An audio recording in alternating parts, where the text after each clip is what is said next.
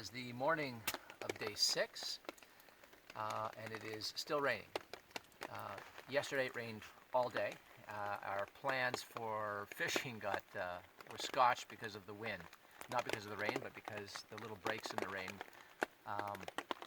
were not accompanied by breaks in the wind, so we really couldn't get out there. But we spent a nice, warm, comfortable day by the fire under the tarp. It was kind of amazing to us how we could spend an entire day huddled here under an 8x10 tarp, sitting in front of a fire, completely warm, completely dry, just because the hearth fire just drives out the moisture and keeps you dry. And we brought books along, and we scarcely read. We just sat and talked, and we would go to the wood pile and process a bit of wood with the saw and baton some wood for the fire, and just gazed into the fire. I mean, it is not an exaggeration to call this bush TV, the campfire. It was amazing. We wouldn't have wanted to be anywhere else, despite the fact that it was pouring rain around us, and we could really not comfortably set out from under the tarp. And we enjoyed a beautiful supper, and then we went to bed not too long after that. Around 9 o'clock? Around 9 o'clock? 8:30, yeah, 8:30. Yeah. And it poured last night, like a really heavy downpour. You know those big raindrops? Every time they hit the tent fly, it just sounded like a drum hit. You know. It was so loud I couldn't sleep. Yeah, I slept perfectly actually. But my wife had a hard time sleeping. And then shortly before we awoke, it had stopped raining. Excuse me. The clouds have not cleared. It's still completely overcast. But the clouds look a lot thinner and lighter. There's more brightness shining through, so it's not as drab today. And it had stopped raining, so we came out and decided we would make our breakfast coffee, which we did. We just finished having that. We're just heating up some water now just to enjoy a cup of hot water to warm up on the inside. And it's supposed to stop raining. It's been raining on and off a little bit this morning, but it's supposed to stop raining for a few hours today, during which time we hope to get out there and do some fishing. So it looks like another uneventful but perfectly blissful day of camping in the rain under a tarp by the fire. Like I said, wouldn't want to be anywhere else. Agreed.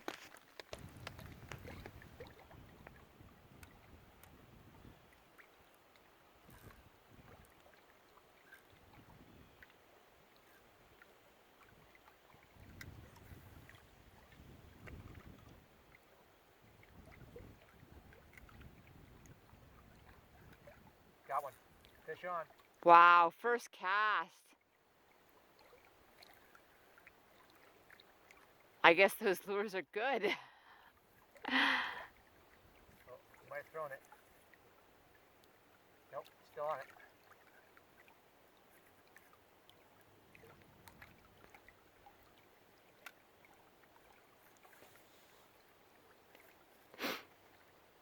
Don't see him yet. I think he's just a little bass. I think he's just a little guy. You're not that little. Where'd he go? Whoa, come here. Come here. There you go.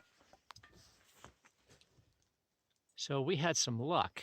No sooner did the rain stop, the sun came out, and we decided to go fishing. But we didn't even take the canoe out because we thought the rain might come back.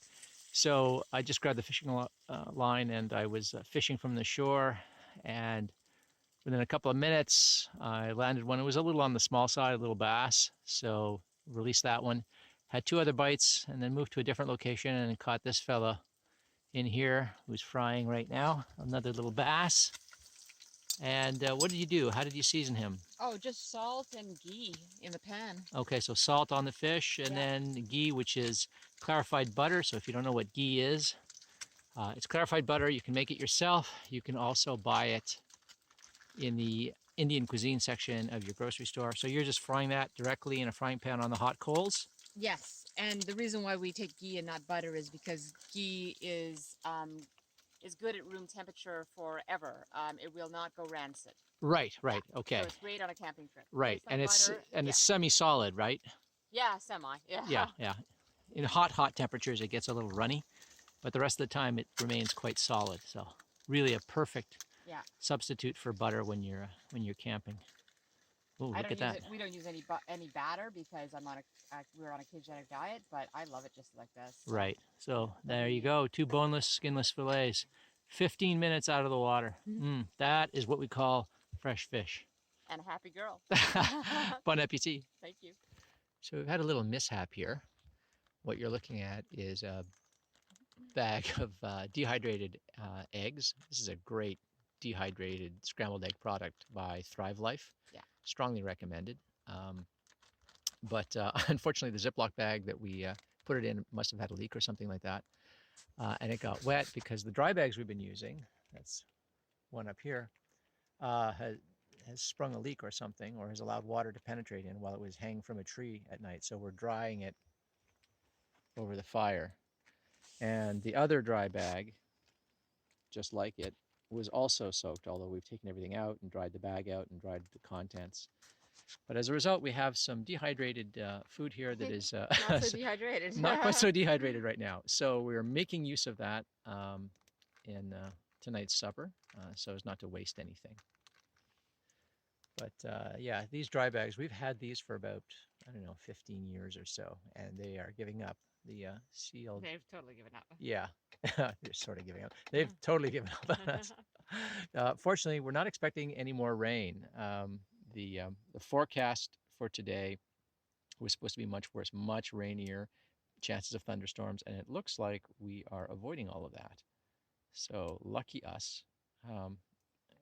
Our inadequate dry bags are not going to be a problem for the rest of this trip, we hope. So what's for supper this evening?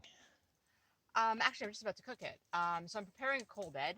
We've been having a fire here for a couple hours now.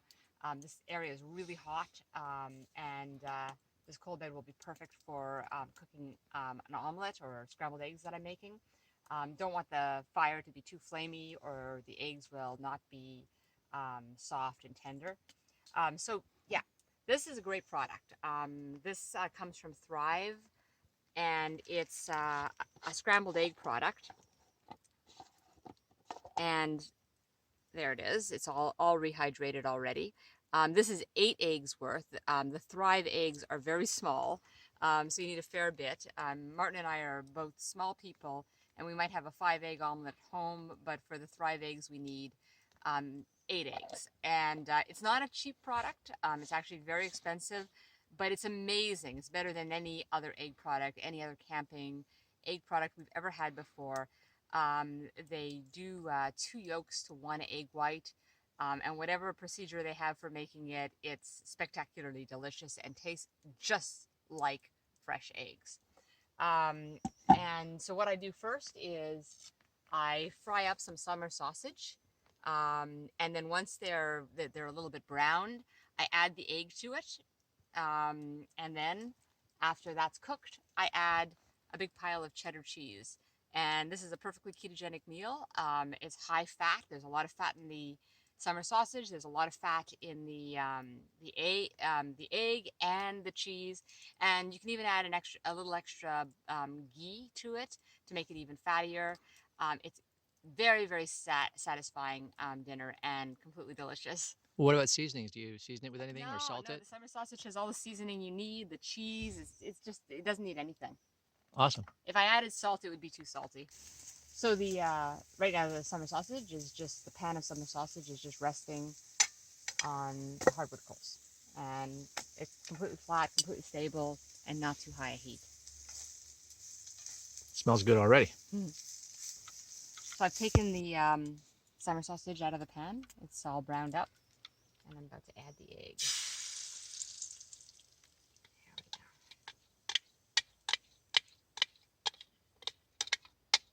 Don't want to waste any. There we go.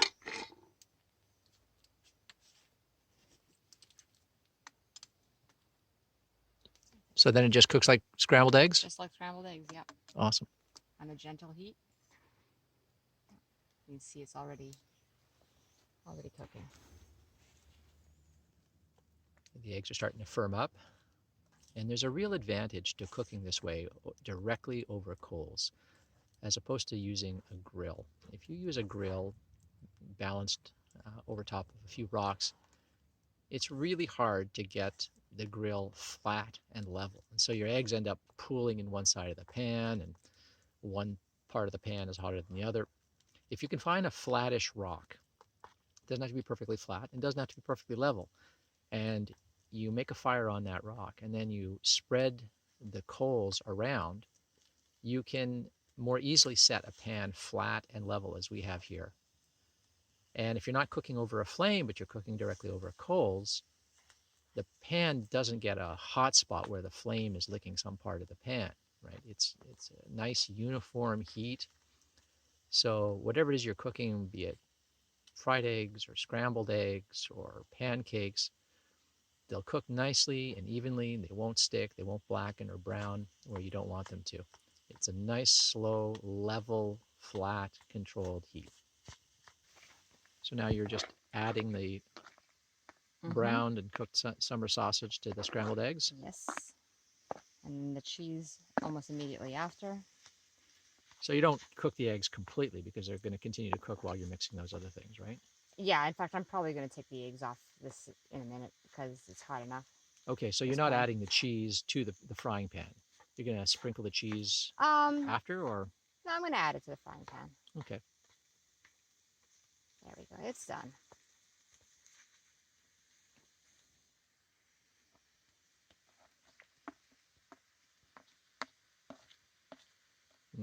Man, that smells good already. All right. All right. Just going to So there it is. Bit of melt on those eggs, and it's done. Eggs, sausage, Cheese. aged I don't cheddar. want it any more cooked than that. I like my eggs a little soft. Perfect. That's delicious. So this is half a portion. I'm eating out of the frying pan because why dirty another plate? But it's beautiful. It's got plenty of protein, nice and rich in fat, just enough salt.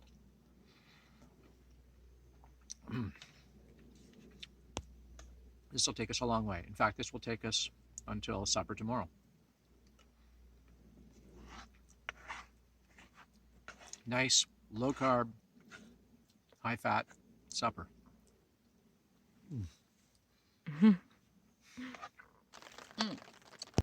I wanted to say one more thing. We're on day 6 of this trip, and that summer sausage was just a whole summer sausage. It doesn't need refrigeration. When you buy it unrefrigerated, and it's like a fresh sausage.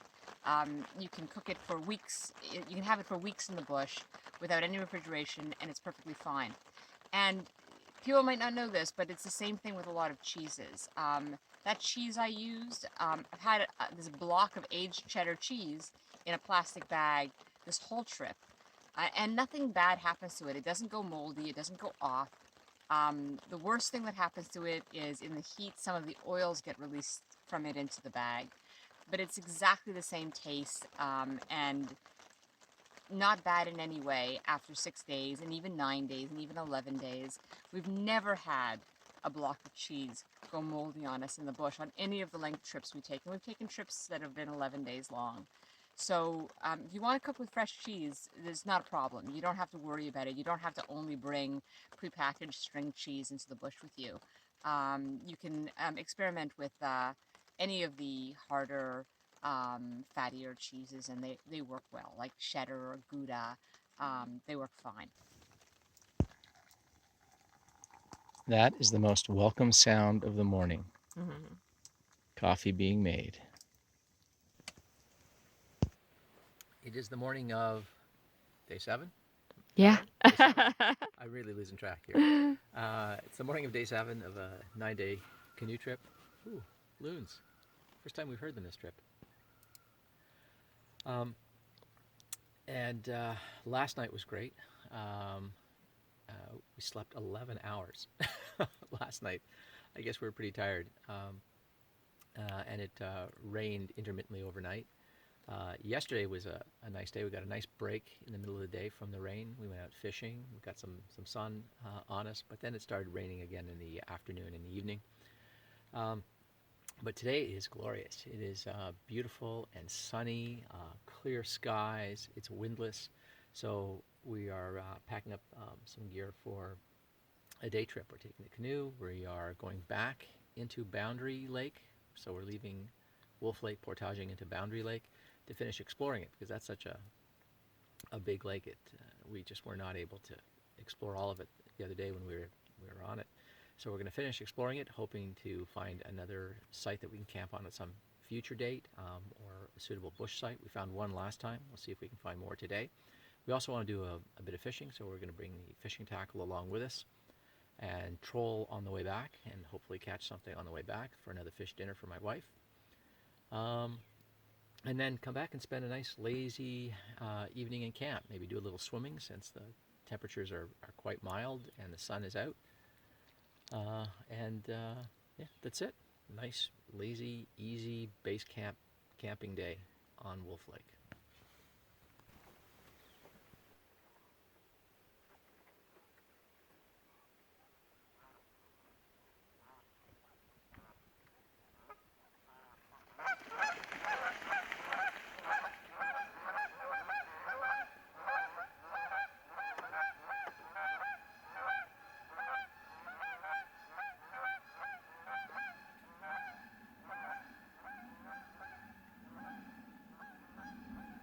We are just exploring Boundary Lake, and this is a hunt camp. And there's 1, 2, 3, 4, 5 aluminum bass boats here. And there is another hunting camp or fishing camp over in this direction, around that point on the right. So that's 2 hunting or fishing camps fairly close by on this arm of Boundary Lake.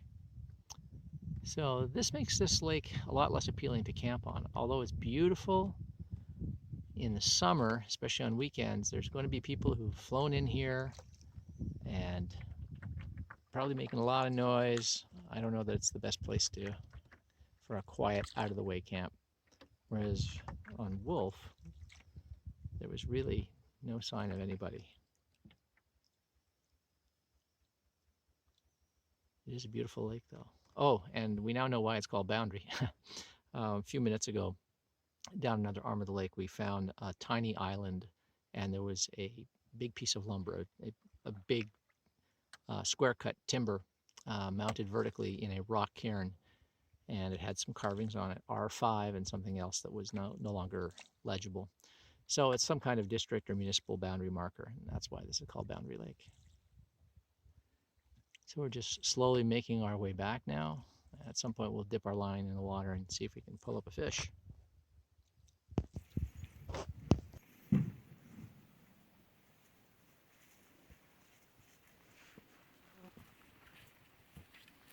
So while exploring this lake, we found an established campsite. It was quite nice. The problem was it was too close to those hunting or fishing camps. And so if you were camping there, there might be some motorboat activity. You might hear people talking and stuff like that. And when we're out camping on Crown Land, we really like seclusion. We like to feel like we're the only ones out here, even if we're not the only ones out here. This particular area, though, isn't a campsite, but it was a campsite a long time ago. There's signs of people having made a campsite here. Things are relatively clear. Like if you look at this tree here, all of the low-hanging branches have been snapped off. Same thing with that one. Same thing with that one over there. Right? Someone has cleared this area for the sake of livability and for a campfire. There isn't any sign of a fire ring right now. No charred remains. But there's a perfect spot here on bare rock. There's some pine needles covering it, but this is all bare exposed granite. You can build a nice fire ring here, and this is an old debris pile of branches and twigs. but there's no fire ring, so who knows how long ago this was left here. But one of the nice things is, if you were to camp here, set your campfire here, you're well off of the water. You have a beautiful view in this direction, over there, and down the lake in that direction. And we're nice and far away from those two camps. So you won't hear any of that noise. You're nice and high off the water. That affords you some views. It means you'll catch some breeze. So if it's hot in summer and it's buggy, being out on a high rocky point like this is really ideal. As for where we would set up our tent and tarp, lots of open flat areas.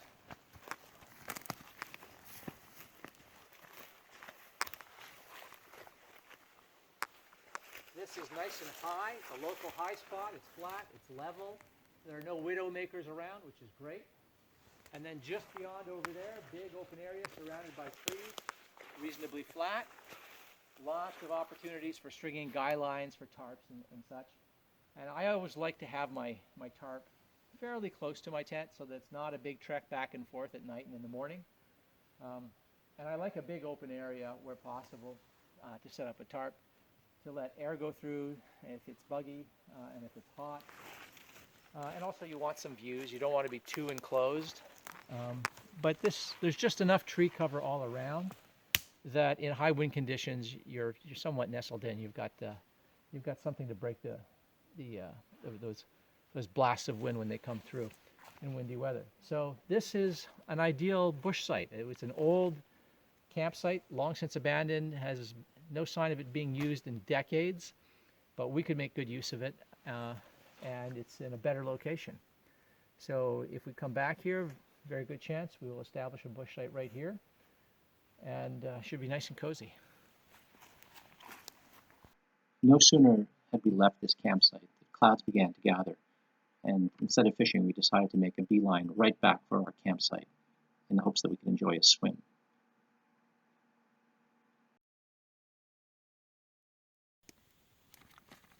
So we're just back from our time spent on Boundary Lake. We decided not to do any fishing, decided to come back and try for a swim while it was warm and sunny, although it's clouded over, so we may have missed our opportunity. But we're going to go out and try fishing again later.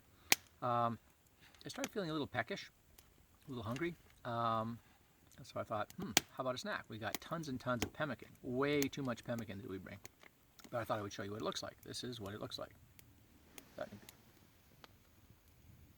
And it is delicious. I mean, I eat it by the spoonful. So it consists of strips of beef. You don't cook it, you just cut very fine, and then you dehydrate it like you would be making jerky. And then once it's thoroughly dried, you put it in a blender or a grinder, and you grind it right down. You're trying to get a dust. You never get that far. What you get are very, very fine little fibers, little filaments. And so you grind it down as fine as you can, and then you mix it with beef tallow, which is rendered fat, and a little salt, and you mix the proportions however you like to suit your taste. And I can eat this by the spoonful, and it is very good. It's what the voyageurs ate on long journeys because it keeps, it doesn't spoil, it's highly, highly stable. This is something that they learned from the Native Americans who used to do this. It's perfectly good. You can mix it with other things, you know, berries or currants or something like that to sweeten it up, but it's good as is. And this stuff is really satisfying. Oh my God, you can't overeat this stuff. It is so rich, so fatty, not a chance you'll overeat.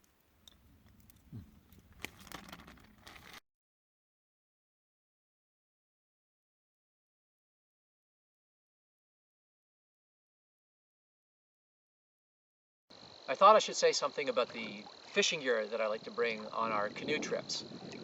We like to pack light, and as you saw at the beginning of this trip log, everything fits into 2 canoe packs. And they're not big canoe packs, they're just 75-liter packs as opposed to the big 115 and larger canoe packs. And everything, including our food, fits handsomely in those packs. So the fishing gear has to also be fairly compact. So this is what I bring. This is all of my fishing gear, everything. Okay, so this is obviously a fishing net, and it's just a cheap nylon net that you can get from any fishing supply shop. Okay, it's cheap nylon. Okay, I like the nylon as opposed to sort of the ropey fabric, because that stuff stays wet and heavy, and it retains fish odor a lot more. This is very lightweight, and it's small enough to scoop up this kind of fish that we're going after. We are not going after trophy fish. We're going after fish to eat.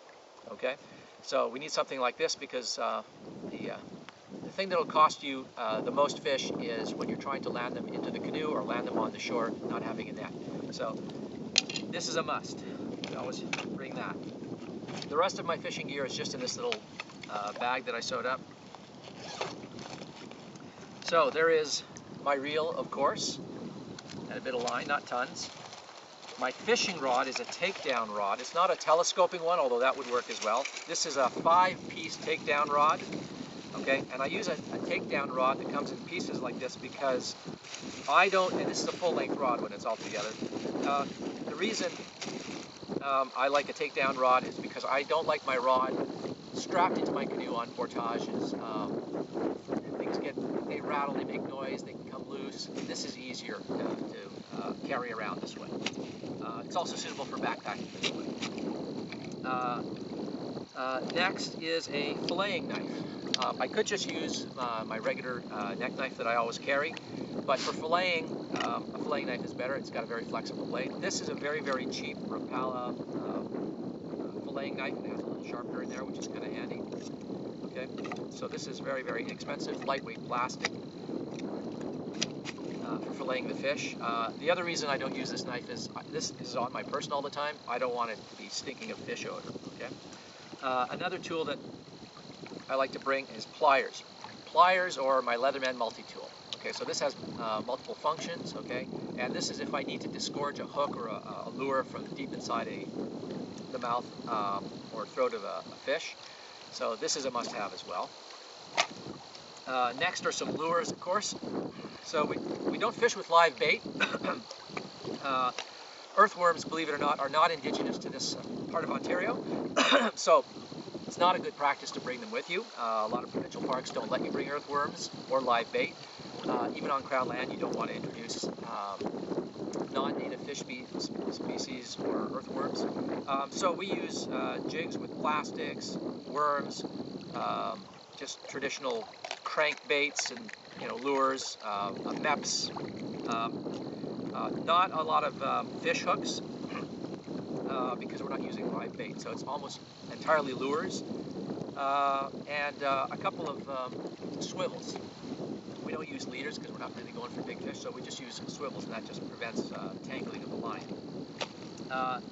Next is a priest. Now this I don't carry with me. I make this when I get to camp. It's just a piece of wood, and this is how I dispatch the fish.